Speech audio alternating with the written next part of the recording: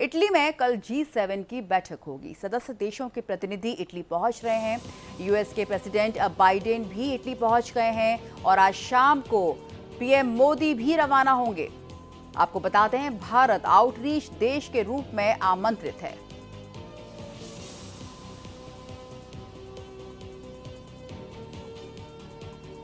Italy में हो रहे G7 शिखर सम्मेलन में भारत के प्रधानमंत्री नरेंद्र मोदी आमंत्रित हैं। आज शाम को पीएम मोदी रवाना होंगे। आपको बता दें, भारत आउटरीच देश के रूप में आमंत्रित है।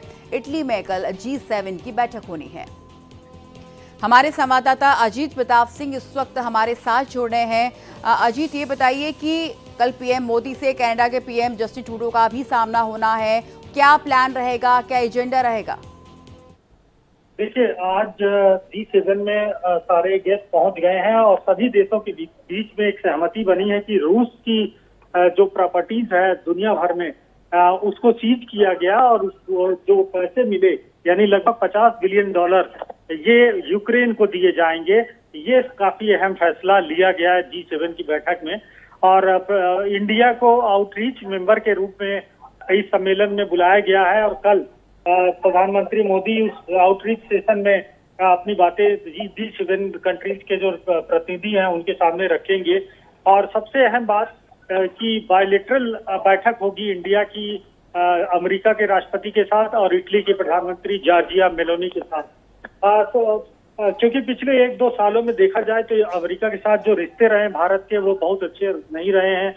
चुनाव के दौरान जिस तरह से अमेरिका के द्वारा टिप्पणियां की गई चुनाव के बारे में, रिलीजन के बारे में, तो उससे काफी नाराज दिखी भारत सरकार और वहां के जो राजदूत थे उनको बुलाकर आपत्ति भी दर्ज कराई गई।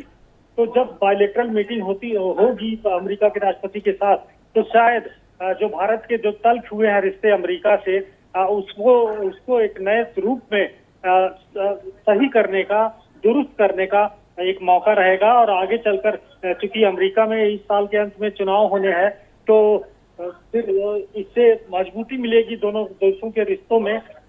हाल के दिनों में जिस तरह से खास करके यूक्रेन को लेकर जिस तरह से अमेरिका ने टिप्पणियां की, भारत जिस तरह से रूस से तेल की खरीद करता रहा, तो उससे अमेरिका काफी नाराज रहा है। तो यानी जो ये यूरोपियन देश हैं और अमेरिका, कनाडा, जापान, इन सभी से भारत को एक बार फिर अपने संबंध सुधारने का मौका मिलेगा। और आगे चलकर जिस तरह से मोदी 3.0 की सरकार रहेगी और जो टेक्नोलॉजी ट्रांसफर की बात की जाए, चाहे वो जेट इंजन की टेक्नोलॉजी है, ये भी तकनीकी ट्रांसफर भारत के लिए हो सकता है। आपकी जी अजीत, और 2 दिन के इटली दौरे पर आज रवाना होंगे पीएम मोदी। जॉर्जिया मेलोनी से भी मुलाकात होनी है। कौन कौन से ऐसे अहम मुद्दे रहेंगे जिन पर चर्चा होनी है और क्या खास महत्वपूर्ण रहेगा? देखिए, सबसे अहम बात भारत के लिए जो जेट इंजन टेक्नोलॉजी है, चूंकि भारत कई सालों से मांग करता रहा है खास करके G7 कंट्रीज से, और किसी ने भी अभी ये टेक्नोलॉजी दी नहीं है।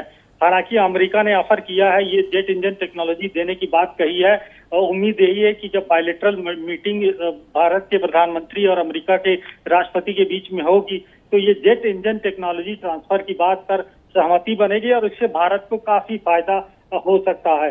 साथ ही साथ इकोनॉमिक ग्रोथ की बात करें तो कोरोना के बाद से जिस तरह से यूरोपियन देशों पर और खास करके अमेरिका पर दबाव बना और उसके बाद जिस तरह से युद्ध शुरू हुए, चाहे वो रूस यूक्रेन का हो, चाहे वो इजराइल और ईरान और सीरिया और हमास के साथ जिस तरह से युद्ध की स्थिति बनी, तो उससे इकोनॉमी पर एक बड़ा संकट आया है। और यदि इसको सही रूप में नहीं किया गया तो शायद इससे ग्लोबल इकोनॉमी पर इसका असर पड़ सकता है। तो ये एक भारत की कोशिश होगी कि जो युद्ध चल रहे हैं इसको रोका जाए और इस पर सहमति बने G7 देशों के साथ, और जिससे इकोनॉमी को ग्रो करने का मौका मिलेगा। ये भारत के पास सबसे बड़ा मौका रहेगा। आपकी जी बहुत बहुत शुक्रिया अजीत, इस पूरी जानकारी के लिए आपका।